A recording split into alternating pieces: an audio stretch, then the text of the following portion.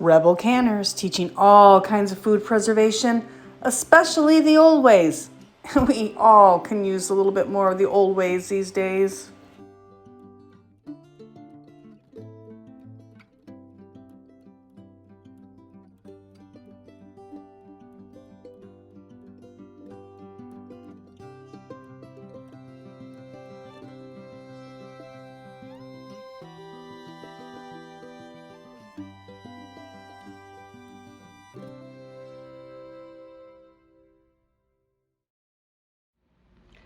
Welcome back, Rebel Canners. We're going to be making elderberry syrup here in our kitchen. A little health boost for us. And I'm going to go through the steps and show you how I did it. All right, let's turn the camera around and get rolling. All right, I'm making elderberry syrup for my daughter. I have 4 cups of water in here and just over a cup. A half cup measuring, just over a cup of elderberries, and that was a sunflower seed in my elderberries. How bizarre. All right, so I got dried elderberries. We're going to add some spice to this, so let me get my spices here. I'll get out of here one-handed. Can't. No, it's right. So 2 tablespoons of dried echinacea. Please don't move the camera, leave it where I had it set.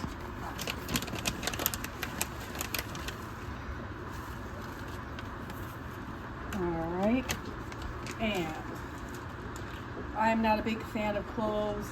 It calls for more. I am only adding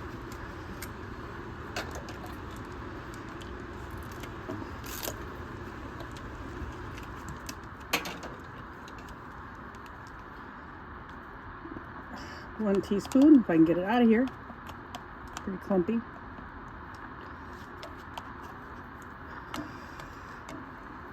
Yeah, 1 teaspoon. And 1 teaspoon of ground cinnamon, or better yet, if you had it, add a whole cinnamon thing. I'm going to go ahead and let this simmer, and I will be back. It looks really green in the video, but it's not that green. It's just all the dried stuff. Just simmering it here to reconstitute the elderberries and get the juice out of them. And it's got my other spices. It actually smells really, really good with the cloves. Not a big fan of cloves, but they do have some antibacterial products I'm trying to incorporate. So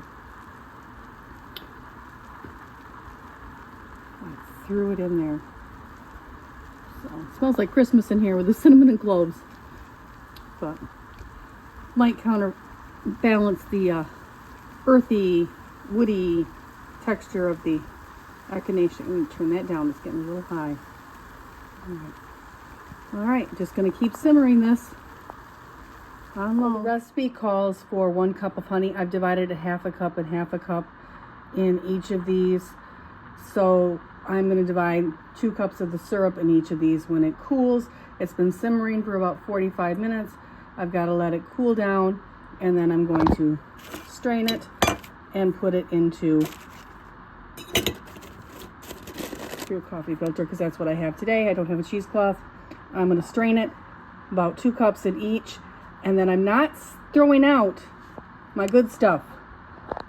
The good stuff that is still here, that's being strained out, that I don't want in my syrup, I'm going to put into my next batch of fire cider.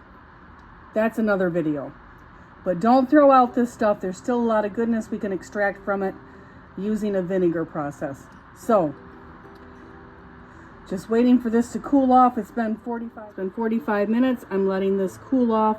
Once this is cool enough, because I don't want to kill the health benefits of my honey, once this is cooled off, then I will strain it through 2 cups and 2 cups. Go ahead and let it set overnight. I did not have any success with that coffee filter, so I did go get some cheesecloth, and you can see it's been sitting all night. It's strained out, And I'd already added the honey to the jar. So I might add a little bit more honey because this got a little bit more of the juice than the other jar did. But that's all there is to it. And that's all it is, Rebel Canners. Store this in the refrigerator for 6 months. 1 tablespoon, which is basically a teaspoon 3 times a day for adults, or 1 teaspoon for children over the age of 1 because of the raw honey per day. And enough for the whole season. So there you have it.